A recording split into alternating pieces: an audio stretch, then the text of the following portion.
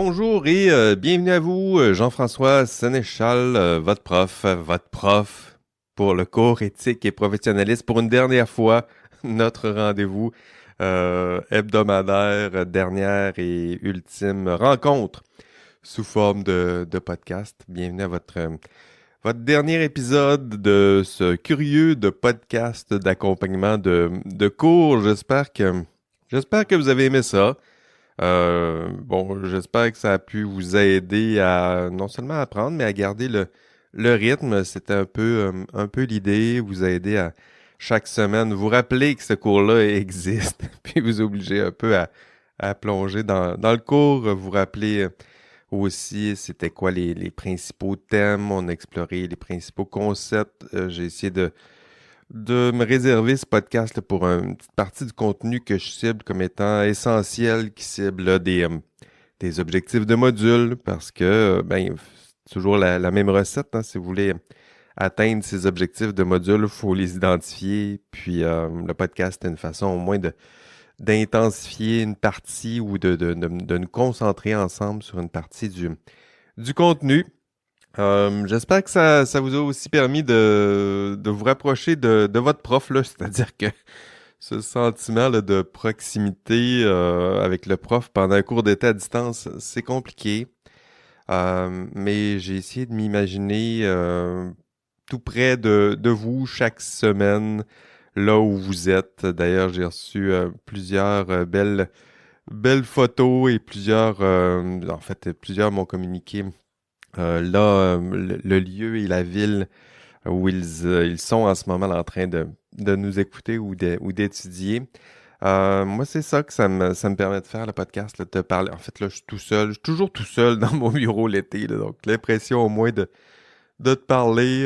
Évidemment, là, c'est un contenu de cours, là. C'est sûr qu'on parle pas d'humour ou de hockey ou de foot ou de votre sujet préféré, mais j'espère quand même là, que ça vous a permis de vivre une expérience de cours qui se rapproche davantage des standards et de la hauteur là, d'un cours universitaire, c'est-à-dire une expérience qui devrait, bon, c'est pas toujours le cas, là, mais qui devrait pédagogiquement, intellectuellement, puis humainement là, être quelque chose d'extraordinaire. Évidemment, là, j'en conviens, et ce cours aussi, là, nous en sommes bien loin, mais c'était mon humble tentative pour tenter tout ça. OK, quelques rappels peut-être avant d'entamer le contenu de ce dernier module.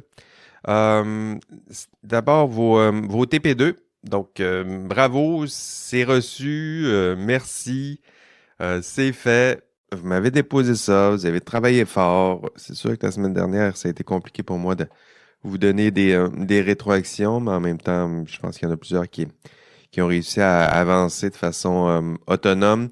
Je sais que c'est quand même difficile, ce TP2-là. En tout cas, beaucoup de travail. Les objectifs sont pas si compliqués à atteindre, mais je sais que c'est beaucoup de travail. Merci de l'avoir fait et de l'avoir bien fait. Reste la correction. Écoutez, comptez quelques semaines là, pour la correction. C'est Nicolas qui va s'en occuper. Puis c'est une tâche, pour l'avoir faite à plusieurs reprises, c'est une tâche lourde, ingrate, difficile, mais nécessaire. Puis Nicolas, il l'a déjà fait dans le passé. Puis je ne saurais trop le remercier à l'avance là, pour tout ce qu'il va faire. Et je vous invite à être patient là, d'ici la correction de vos TP2. Autre dossier, et celui-là, ça commence à presser, là, c'est-à-dire que pour celles et ceux qui n'ont pas encore fait leur auto-évaluation intra-équipe, c'est le moment, là. C'est-à-dire que c'est obligatoire. Si vous ne le faites pas, ben, vous allez perdre 5% par jour. Pas 5%, c'est 10% par jour de retard. Ce qui fait que vous allez avoir rapidement 0 sur 5 si vous ne faites pas cette tâche. Donc, appuyez sur pause, là, maintenant. Puis allez tout de suite faire votre auto-évaluation intra-équipe. Donc, pause. Bon, c'est fait. Bravo. Autre message avant de vous laisser. Écoutez, on y est presque. L'examen final, pour vous, ben, c'est votre moment d'intensifier vos études. Et pour votre étude, je vous conseille de faire une belle liste là, de tous les objectifs du cours. Donc, à chaque module, il y a des objectifs. Vous faites une liste, puis vous vous demandez, bon, est-ce que j'ai atteint cet objectif-là? Quel type de questions le prof pourrait poser? Puis là, vous vous préparez en conséquence. Et l'examen, encore une fois, il n'y aura pas de surprise. Je vais cibler les objectifs que je vous ai annoncés moi-même dans ce cours. Donc, pas de surprise pour l'examen, puis il vous reste encore quelques jours pour votre étude. Ce sera pour vous le 16 juillet à 18h30. OK, cette semaine, c'est le module 12. Module 12, assez simple, je dirais, dans sa structure. Ce que je vous propose, c'est de critiquer le système professionnel. On va explorer je dirais que les arguments peut-être les plus convaincants, en tout cas les plus simples pour moi là, pour défendre le système professionnel. Donc, je vous l'ai présenté tout au long de la session. Maintenant, j'ai essayé de vous l'enseigner dans son plus fort. Donc, en ce moment, vous devriez avoir des raisons pour justifier l'existence de ce système professionnel. Donc, à quoi ça sert, le système professionnel? Un ordre, c'est quoi? À quoi ça sert? Pourquoi un code des professions, un code de déontologie? Ça, c'est ce que je vais aborder dans le cours. Donc, une critique positive, essayer de défendre tout ça. Et en même temps, dans le même cours, essayer de voir les failles, les limites de ce système professionnel que maintenant vous connaissez un peu mieux. Donc, à quoi ça sert? Même question. Le système professionnel, qui ça sert? Pourquoi? Qu'est-ce qu'on peut faire? Est-ce qu'il n'y a pas des choses qu'on pourrait améliorer dans ce système? C'est aussi le module 12, c'est la fin du cours. Puis, c'est le temps d'avoir une discussion en classe là, rétrospective, le système professionnel. Donc, je vous l'ai présenté, on regarde en arrière, on essaie de voir c'est quoi le système professionnel, à quoi ça sert. C'est pas un syndicat. Non, c'est pas un syndicat. Il y en a plusieurs au début de la session, puis il y en a encore là, à la fin de la session que j'ai réussi à avoir dans des questions à choix de réponse. Là. C'est pas un syndicat, un ordre professionnel. C'est pas les mêmes idées, c'est pas les mêmes intentions, c'est pas la même histoire, c'est pas la même histoire, oui. Puis c'est pas les mêmes valeurs, hein, c'est pas la même fonction dans notre société. Au moins, ne faites plus cette erreur bête plutôt de confondre système professionnel et syndicat. Vous le savez maintenant, le système professionnel, il a des forces. Je vous l'ai présenté à son plus fort, je le disais, mais aussi des failles. Commençons, tiens, cette rétrospective par les failles, parce qu'il faut bien le reconnaître, là. Puis le cours vous a permis, en cours de route, de voir la rigueur du système professionnel, sa fonction, mais aussi, peut-être, en cours de route, avez-vous pu identifier certains problèmes ou failles dans ce système professionnel? J'ai 5 failles pour vous, 5. Et non, là, ça coûte trop cher, c'est pas les cotisations, il y en a qui disent ça, là. Parmi les failles, ça coûte trop cher les cotisations professionnelles. Ça me semble pas être une faille très importante. Oui, évidemment, il y a un coût qui est associé à ces cotisations, mais je pense qu'il faut se poser la question à quoi ça sert. Hein, si je suis prêt à donner des cotisations qui tournent autour de 1 000 $ par année, à quoi ça sert? Pourquoi je fais ça? Puis si le système, vous êtes capable de le défendre haut et fort, ça vaut ces cotisations. Puis sinon, ça ne vaut pas ces cotisations. La discussion autour de la valeur du système puis de la valeur de ces cotisations, ça m'intéresse davantage que quelqu'un qui me dirait ça coûte trop cher. Ça coûte trop cher, ça dépend de ce que vous avez pour votre argent, encore une fois. Donc, les failles, les fragilités du système, c'est ce que je vous propose dans ce dernier module. C'est un système humain, hein, conçu, pensé par des humains pour encadrer d'autres humains. C'est évident qu'il va y avoir des failles dans un tel système. Pour identifier ces failles, je me suis appuyé pour résumer ces failles, je me suis appuyé sur un texte de Frankel, donc Marc S. Frankel. Le titre, ça s'appelle Professional Codes, Why, How, and With What Impact. En français, on dirait le code professionnel, pourquoi, comment, à cause de qui, puis quel est l'impact de ce code professionnel. C'est le texte que j'ai choisi pour résumer les failles et forces du système professionnel. Je vous l'ai donné en lecture. Je vous en résume l'essentiel ici dans ce podcast. On fera la même chose en classe. D'abord, première faille, je l'ai intitulée conservatisme. Et par ça, je veux dire que le système professionnel, vous le connaissez maintenant, c'est un système qui est là, qui existe, puis qui est difficile, qui est difficile à changer, qui est parfois lourd, qui est un peu figé dans le temps. Si on prend l'exemple de la loi sur les ingénieurs, ça fait 30 ans, ça faisait 30 ans qu'on essayait de la modifier, puis il y a eu quelques refontes récentes après 30 ans de débats et de propositions et de tablettage et de changement de gouvernement. Puis tranquillement, on avance, mais on avance très lentement. Puis c'est lent, hein, c'est normal. Imaginez un gros paquebot, là, c'est sûr que si le paquebot décide d'aller un petit peu à droite, là, ça prend. Puis s'il essaye de faire demi-tour, imaginez, ça va lui prendre des kilomètres avant de dévier de sa course puis de faire son demi-tour, puis ça exigera beaucoup de ressources. Mais c'est ça, le système, hein. Il est là, il est lourd. Cette lourdeur-là, ça lui donne aussi une force, une structure, une durée. Mais pour changer tout ça, ça prend du temps. Puis ça prend des ressources. C'est ma première faille, hein. Le système, il est là, il est en place. Il est un peu lourd. Puis, vous allez voir un peu plus loin dans les forces, là, cette fonction stabilisatrice. Je parlais de mon paquebot, là. Il y a des avantages à tout ça, là. C'est-à-dire que cette lourdeur est associée à cette stabilité qui, elle, deviendra une force un peu plus loin. Donc, première critique, conservatisme. Ce que ça veut dire, c'est que le système, il est parfois lourd et il est parfois dur, difficile à changer, à modifier, à bonifier. Deuxième critique, deuxième faille, je l'ai identifiée sous le terme intellectualisme. Et ce que je veux dire ici, c'est que le système professionnel, curieusement, il intéresse des intellectuels comme moi qui s'intéressent à tout ça, mais il n'intéresse pas vraiment les principaux destinataires.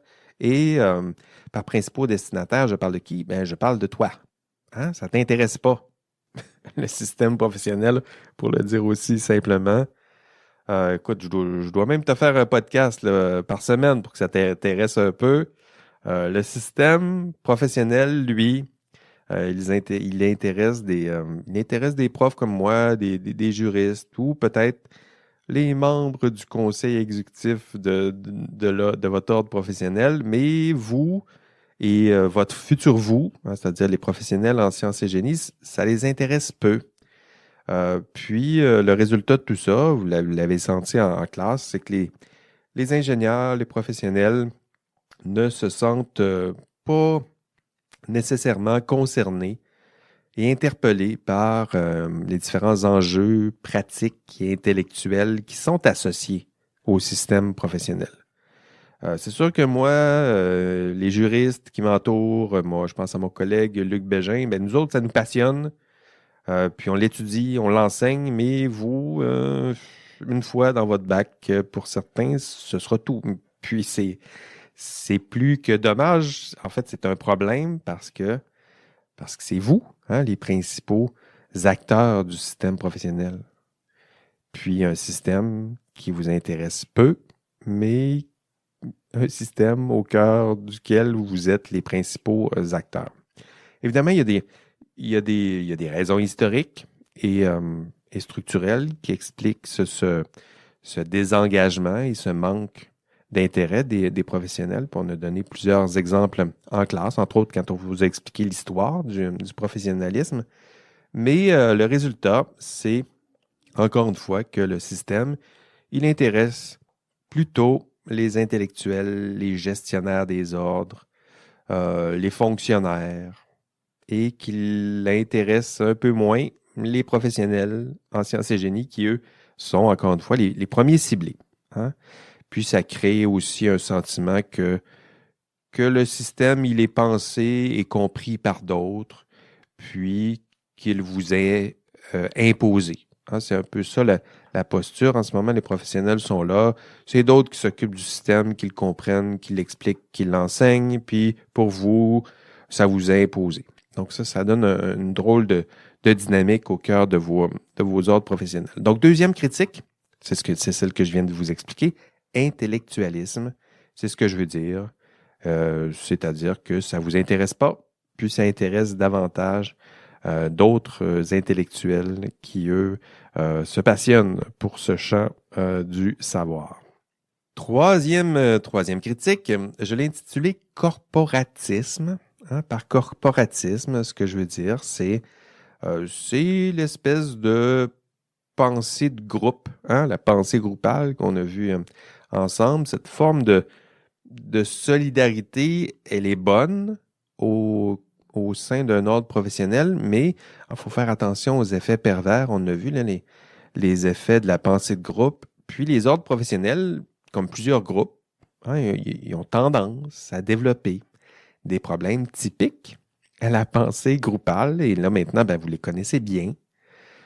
Isolement, accroissement des barrières, on s'isole, le groupe devient de plus en plus étanche aux critiques externes. Il y a une forme de complaisance qui s'installe, stéréotypes à l'égard d'autrui, donc les parties externes. Tout à coup, on a l'impression que ceux qui sont à l'extérieur du groupe ne comprennent rien, puis n'ont rien à nous apporter.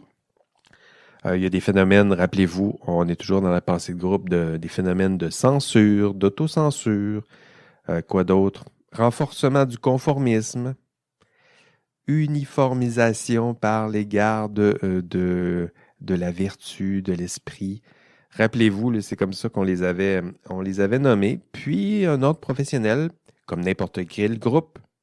Et là, je ne pointe pas les ordres professionnels en tant que tels, mais tous les groupes constitués, il peut y avoir ce genre de problème. Puis, donc ça, c'est une faille, mais en même temps, c'est une faille, c'est un écueil que tous les groupes, même les groupes les mieux intentionnés, doivent éviter. C'était ma troisième critique. Je l'ai intitulée corporatisme. Quatrième critique, policiarisation. C'est le mot que j'ai choisi. J'aurais pu dire aussi judiciarisation. Et ce que je veux dire par là, c'est que votre ordre professionnel est souvent perçu comme étant une police. Hein? C'est l'ordre qui contrôle l'exercice de la profession. Puis elle est là. Puis elle est là pour surveiller ceux qui prétendent l'exercer. Puis elle est là pour sanctionner ceux qui l'exercent tout croche. Puis effectivement, des fois, par manque de moyens, manque de ressources, il y a certains ordres professionnels qui peuvent être tentés de se contenter du strict nécessaire, puis de réduire l'ensemble de leurs fonctions à leurs fonctions les plus justement nécessaires, simples, efficaces. Et en l'occurrence, c'est souvent surveiller les membres, sanctionner les membres. Puis, ça peut être tentant en manque de ressources, puis en manque d'effectifs, de parfois réduire les fonctions d'un ordre à son plus strict minimum. Puis, ça donne parfois ça. Là. Donc, un ordre professionnel comme faille qui est devenu un ordre qui se réduit à ses fonctions de policiarisation ou judiciarisation. Et le risque, vous l'avez senti en cours de route pendant votre cours éthique et professionnalisme, le risque, c'est la perte d'identité ou la fragilisation de l'identité professionnelle. Puis, dans un tel contexte, c'est un peu normal. Les membres ont l'impression que leur ordre, c'est une entité externe qui les surveille puis qui les sanctionne. Puis, dans un tel contexte, on va voir des professionnels qui développent envers leur ordre un sentiment pas juste de crainte, mais d'opposition. C'est un rapport qui est à des milles de ce qu'on souhaiterait là, en matière d'identité professionnelle. Ce qu'on souhaiterait, c'est que les ordres se sentent impliqués dans leur ordre professionnel, qu'ils sentent qu'ils en font partie, qu'ils sont leur ordre professionnel. C'est pas ce qui se passe lorsqu'on manque de ressources, puis lorsque l'ordre se réduit à ses plus strictes fonctions. Policiarisation, c'est ma quatrième critique. C'est l'idée que votre ordre est parfois réduit à son seul rôle de police. Puis encore une fois, ce qui fait que vous vous sentez bien loin de votre ordre lorsqu'un ordre est réduit à ses plus simples fonctions. Cinquième critique, je l'ai intitulé perte d'autonomie ou asservissement. Puis on l'a vu aussi pendant votre cours, entre autres dans le module sur l'histoire de la profession. Vous avez vu plusieurs erreurs, certaines errances de certains membres de votre ordre professionnel au cours des dernières 50 années. On a parlé en classe de la commission Charbonneau, évidemment, mais plus avant, on avait la commission Malouf, la commission Johnson. Puis, ce genre de crise s'est traduit par un resserrement, je dirais, des contraintes, des lois, des normes, un durcissement de certains cadres normatifs. Puis, tout ça se fait au détriment de quoi? Au détriment de l'autonomie professionnelle. La liberté des acteurs qui font partie d'un ordre professionnel. Vous l'avez vu au cours de l'histoire, là. Il y avait des acteurs qui se donnent eux-mêmes leurs propres règles, leur propre système à un système où là, les règles leur sont imposées, puis c'est de plus en plus strict et contraignant. Et tranquillement, les professionnels ont perdu beaucoup de cette liberté. On a parti d'un groupe qui se définissait lui-même, qui choisissait ses règles, encore une fois, ses idéaux, ses valeurs, puis qui était libre dans ses actions. Et là, on a un système qui est plutôt bien organisé, mais plus strict, plus encadrant, plus contraignant, qui est associé à des politiques. Puis les acteurs doivent suivre docilement ces règles, doivent se plier à leur code de déontologie professionnelle. Et ce faisant, on perd de cette autonomie. On perd aussi en liberté. Et rappelons que cette liberté est une condition sine qua non. Sans cette liberté, ce que ça veut dire, c'est qu'il n'y a pas de jugement professionnel. Encore une fois, le jugement professionnel il est au cœur du système professionnel. On se dit les professionnels doivent être capables d'exercer leur jugement professionnel. Pour ce faire, ils doivent avoir de la liberté. Puis ce qu'on voit, c'est que le système vous prive tranquillement de cet exercice de la liberté. Ce qui vous place ou ce qui crée une petite faille dans le système professionnel. Et cette faille, je l'ai intitulée perte d'autonomie. Vous pouvez parler aussi de perte de liberté, d'asservissement. C'est la faille que j'aimais identifier avec vous. 5 failles. Je les répète pour vous. Conservatisme, intellectualisme, corporatisme, policiarisation et perte d'autonomie. Puis là, si j'ai dit ça, puis vous ne savez pas de quoi je parle, mais allez réécouter le podcast parce que vous m'avez perdu en cours de route parce que ces 5 thèmes-là devraient vous allumer quelques lumières. Il y en aurait d'autres, on n'a pas toujours eu le temps de les approfondir dans ce cours. J'ai parlé quand même de l'effritement d'identité professionnelle, l'effritement de la responsabilité professionnelle, de la fragmentation, de l'imputabilité, de la perte de sens. Ça aussi, c'est un des problèmes propres au système professionnel. On a des professionnels qui sont encadrés, qui font ce qu'on leur demande de faire et tranquillement, ils ont oublié à quoi ça servait tout ça. Voilà. 5 failles et d'autres failles peut-être.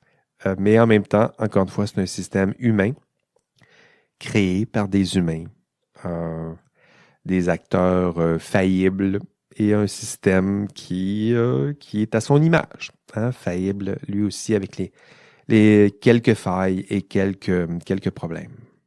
OK, ben, les failles, on les a vues. Maintenant, ben, le côté clair de la force maintenant, parce qu'il faut au moins terminer ce cours en montrant le système professionnel sous son meilleur jour. Ben, pour vous, tiens, êtes-vous capable? Après 12 cours en classe, là, toi, là, es-tu capable de défendre ce système professionnel? Quand on t'en parle autour de vous, là, ah ouais, tu vas faire partie d'un ordre professionnel. C'est quoi un ordre professionnel? À quoi ça sert? À quoi ça sert? Ça sert à rien, ça, un ordre professionnel. C'est juste une petite bague, puis c'est juste des codes de déontologie. Ça sert à rien, puis ça coûte trop cher. Est-ce que tu es capable de déployer, toi, des arguments pour défendre l'existence du système professionnel? Ben, si tu n'es pas encore capable, j'ai 8 arguments pour toi. 8. Pourquoi 8? Je ne sais pas. Je me disais que 8 arguments, ce serait bien. Allons-y. Impressive. OK, première raison. À quoi ça sert un ordre professionnel? Première force, je dirais, ça donne un ancrage moral. Ancrage moral. C'est ma première défense, là, je le nommerais comme ça. Votre système professionnel, ça vous donne un code moral commun, ça donne des directions claires, morales, encore une fois, mais des directions claires et partagées. Ça donne un sens, mais un sens commun. Et ça, c'est extraordinaire. C'est beaucoup. Hein, dans un monde où, vous le voyez, là, tout le monde a son petit système de valeurs sur les réseaux sociaux, ça se divise, ça se radicalise. Alors que vous, ben, vous avez un système moral. On vous demande d'adhérer à un système moral, un guide moral commun. On vous demande d'y adhérer. Puis si vous le faites, c'est une de ses principales forces. Ça donne un ancrage moral. Deuxième force, je l'intitulerais, ça donne du contrôle au public. C'est important, là, votre ordre professionnel donne, hein, comme force, là, ça donne à la société, ça lui donne ce pouvoir-là. Ça regarde la société dans les yeux et ça lui dit, écoutez, nous, on vous donne le contrôle sur nous. Hein, vous pouvez avoir des attentes, vous pouvez formuler des critiques, vous pouvez vous plaindre envers un professionnel. Puis ce contrôle-là, hein, ce don-là du contrôle au public, c'est nécessaire. Imaginez-vous, là, mettez-vous à leur place. Là. Vous êtes dans le public, puis vous voyez qu'on donne des millions pour concevoir une route, un pont, un troisième lien, un tramway, un vaccin, un système de paye informatique. On construit un hôpital. Évidemment, les attentes sont immenses. Les risques sont immenses. Puis le public a le droit d'avoir quelques promesses tenues et un peu de contrôle. C'est-à-dire que le public a besoin de savoir que si ça se passe mal, c'est qui est responsable. On doit être capable de savoir qui est responsable, qui est imputable, qui est capable de me dire OK, c'est ma faute, ça a mal tourné, c'est de ma faute, ça s'est effondré, ça a mal été conçu, ça a mal été construit, c'est de ma faute. Ce contrôle au public, c'est sa deuxième force. Hein? C'est-à-dire que le système donne une partie de son contrôle au public. Troisième force, à quoi ça sert? Un ordre, un système professionnel. Le système, il sert à socialiser les pairs. Hein? Il est un réseau social. Votre ordre professionnel, ça sert aussi à ça. Ça vous permet de vous mettre en lien, de collaborer, de tisser des liens avec les autres professionnels. Hein. Créer ces liens entre pairs, c'est nécessaire. Ça vous permet de partager des bonnes pratiques, de partager des expériences, d'essayer de résoudre des problèmes que vous avez tous rencontrés. C'est un lieu, un ordre professionnel pour discuter. Ça devrait être un lieu pour discuter, pour débattre de l'éthos professionnel. Donc, débattre des habitudes, quelles devraient être les attentes morales, les habitudes, les décisions qu'on devrait collectivement prendre. À chaque jour, il y a des décisions éthiques compromettantes ou délicates. On devrait les prendre de telle façon. Donc, se constituer, un lieu pour se constituer des attentes, des comportements moraux plutôt attendus.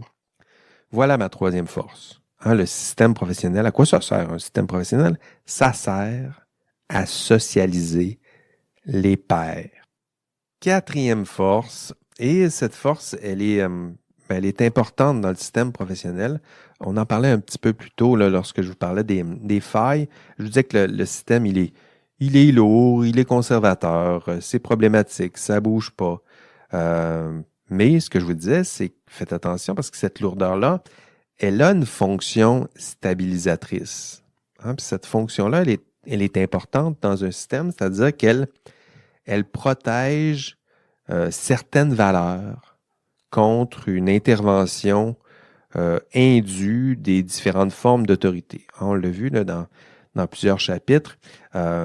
L'autorité, des fois, peut intervenir, peut vous demander de bouger, de changer, de poser tel type de décision. Attention, hein, il y a un code, il y a un système qui est là, qui vous donne une certaine forme d'autorité. Et cette forme-là, elle est lourde, elle est stable, elle est forte. C'est justement c'est peut-être une des plus grandes forces, je dirais, des lois, des normes, là. On l'oublie, là, mais pourquoi on se donne des lois, des normes, des chartes? Parce que ça donne une constitution. Ça donne de la stabilité, puis c'est ça, les lois, les normes, ça donne de la stabilité. Ça donne une certaine forme d'indépendance à la société. Hein, la société change, mais ce qui est consigné dans des lois, des normes, des règles, des constitutions, ça reste. Donc la société, elle, au fur et à mesure que c'est intégré dans des lois, des normes, des règles, au fur et à mesure que c'est intégré, la société peut bien changer, mais ce qui est consigné là-dedans, ça reste. C'est sûr que c'est frustrant pour la société moderne. Pour vous, peut-être, qui regardez le code, puis bon, c'est daté, puis c'est une autre conception du professionnalisme. Puis on a changé, on n'est pas tout à fait là. On n'est pas tout à fait là, mais celles et ceux qui sont passés avant vous se sont dit, c'est important que ce soit là. C'est tellement important qu'on va le rentrer dans ces codes, dans ces règles. Donc, quatrième force, préservation des valeurs et idéaux de la communauté de pairs. C'est ça, la quatrième force du système professionnel. Ça permet de préserver ces valeurs, ces idéaux dans des textes de loi, des normes, des règles, des codes, des constitutions, etc. Cinquième force, le système professionnel. À quoi ça sert? On est toujours dans cette discussion-là. Ce système professionnel, il sert à quoi? Il sert, entre autres, cinquième force, à révéler les manquements des pairs et à les sanctionner au besoin. Ça, c'est une fonction intéressante.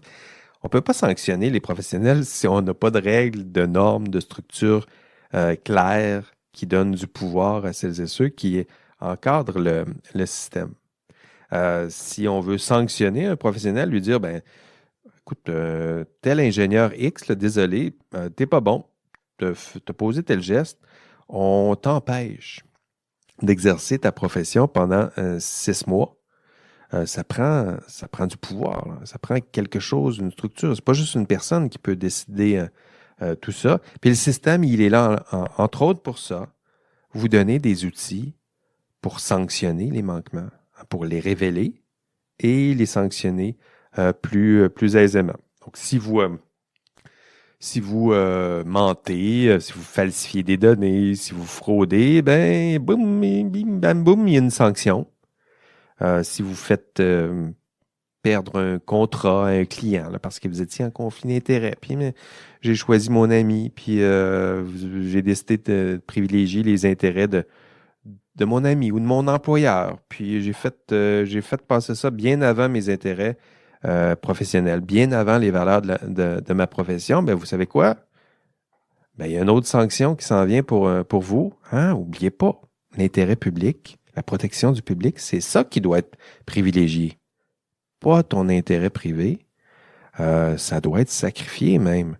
On doit sacrifier notre intérêt personnel au profit de l'intérêt public. Puis si vous ne le faites pas, c'est pas juste des bonnes intentions. Si vous ne le faites pas, le système qui est en place permet de révéler que c'est une faute, puis permet de sanctionner les manquements en l'occurrence. Sixième force, je l'ai intitulé Solidarité et soutien des pairs, c'est-à-dire que le système, à quoi ça sert? Ben, le système, il permet d'accroître la solidarité entre vous, entre professionnels en sciences et génie. Ça vous permet de donner du soutien à vos pairs.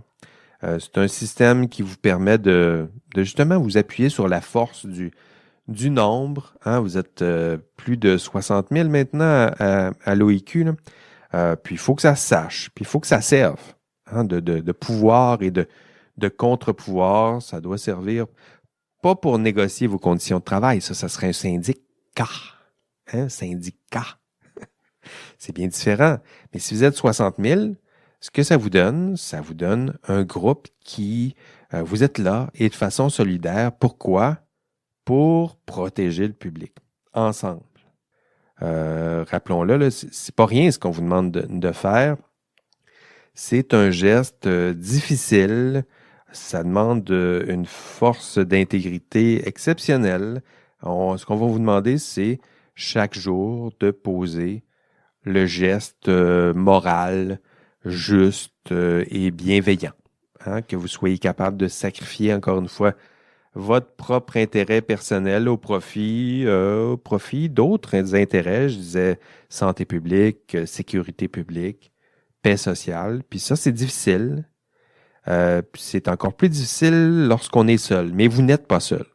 Imaginez si vous étiez seul. Pensez à Karen Duhamel là, qui se sentait bien seule lorsqu'elle s'est tournée vers son ordre professionnel. Puis son ordre professionnel lui a donné bien, bien peu à l'époque. Non. Un ordre professionnel, ça devrait soutenir les pairs, ça devrait rappeler à ses membres qu'ils ne sont pas seuls, qu'ils sont là pour vous donner du soutien. Et c'est une de ses forces. Être là pour vous s'assurer que les membres soient solidaires, mais solidaires au sens où on peut donner du soutien à d'autres professionnels qui, comme vous, ont fait le choix de protéger le public et de se mettre à son service. Septième force, il en reste deux, on ne lâche pas. Septième force, à quoi ça sert un système professionnel? Ça sert à résoudre des conflits entre pairs.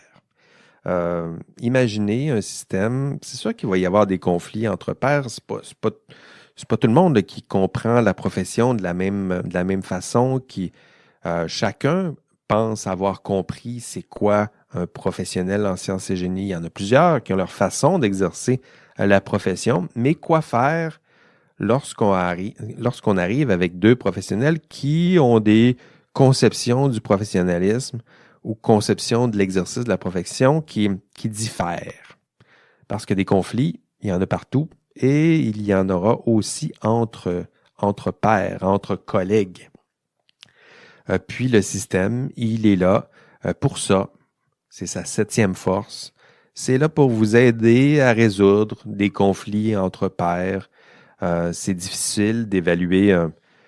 Les professionnels en sciences et génie, ça se peut qu'on n'arrive pas aux mêmes conclusions. Là. Si vous essayez d'évaluer un risque, de juger, d'interpréter certaines normes, certaines règles, Ça se peut qu'un collègue ne l'interprète pas de la même façon. Avant de se retrouver là, en cours ou à Infoman ou devant Enquête, peut-être, à la télé, ben d'abord, en discuter avec vos pairs. Puis ces discussions-là, habituellement, on suggère qu'elles soient faites au sein de votre ordre professionnel. Hein. C'est sa fonction, résoudre des conflits entre pairs, parce que c'est possible d'avoir une interprétation qui diffère.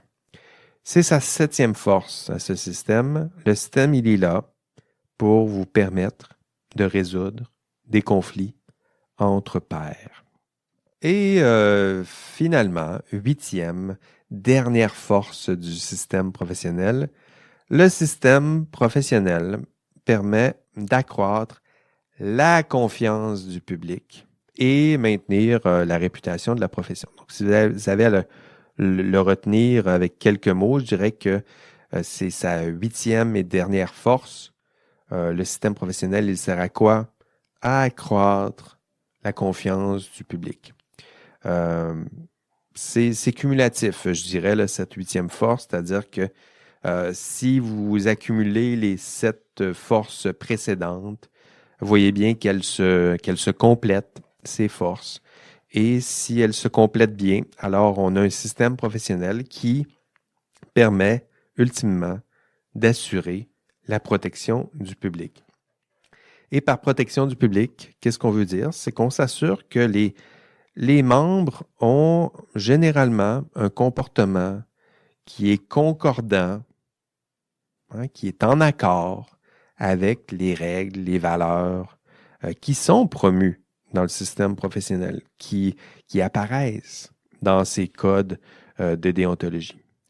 C'est ce qu'on souhaite, hein, développer cette confiance, que le public, lorsqu'on parle d'un professionnel, que le public se dise « Ah, si c'est un professionnel, alors il doit se conformer à un code, il doit se mettre au service de la protection du public, il doit servir certaines valeurs, puis j'en suis convaincu, puis ça me donne confiance. Ça me donne confiance en ce professionnel et c'est semblable. Lorsque le système est efficace, c'est comme ça que ça se passe. Hein? Donc, c'est ce qu'on souhaite, accroître la confiance du public, maintenir minimalement la confiance du public, mais l'accroître, idéalement, que le public se retourne vers ses professionnels et se dise de plus en plus, voilà des personnes en qui je peux avoir confiance, je peux leur confier des tâches, j'ai pas cette expertise, j'ai pas cette expérience, je peux leur demander d'exercer un jugement à ma place. Je leur fais confiance, pas juste à lui ou à lui, parce qu'il fait partie de quelque chose de plus grand qui s'appelle un ordre professionnel. 8 forces. 8 bonnes raisons pour défendre le système professionnel et ces 8 raisons, je les ai extraites, en partie du moins, à partir du texte de Frankel. Voilà, 8 belles raisons. Combien de ces forces sont effectives en ce moment? Ça, c'est une réflexion que vous devriez avoir. Je vous ai mentionné les forces. Puis au fur et à mesure que je vous les expliquais, c'est pas toujours ces 8 forces-là qui sont là en même temps, qui occupent la même place en même temps. Je dirais que à certaines parties de l'histoire, le système professionnel puisait pas suffisamment dans certaines de ses forces. Mais idéalement, si vous cumulez ces 8, on devrait avoir un professionnel qui est aisément défendable. Et vous serez capable de le défendre à travers ces 8 belles raisons pour vous. Ces 8 raisons que je vous donne, il pourrait y en avoir d'autres, mais le but, c'était d'enrichir votre réflexion, que vous soyez capable de défendre ce système professionnel dans lequel, rappelons-le, dans lequel vous allez bientôt faire vos premiers pas. Écoutez, c'est tout. Sinon, écoutez l'enregistrement de cours. Puis sinon, si vous avez juste écouté ce podcast, ça se fait. Mais ça va être plus compliqué. à l'examen final. Allez, bye bye. OK, l'indice cette semaine, nommez-moi une des raisons que je vous ai données pour justifier l'existence du système professionnel. Donc, une des 8 forces, je vous ai donné 8 arguments, là.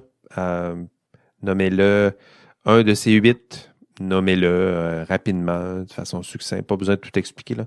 Essayez de le nommer peut-être plus simplement. Puis pour vous, ce sera votre indice de la semaine. Allez, bye bye.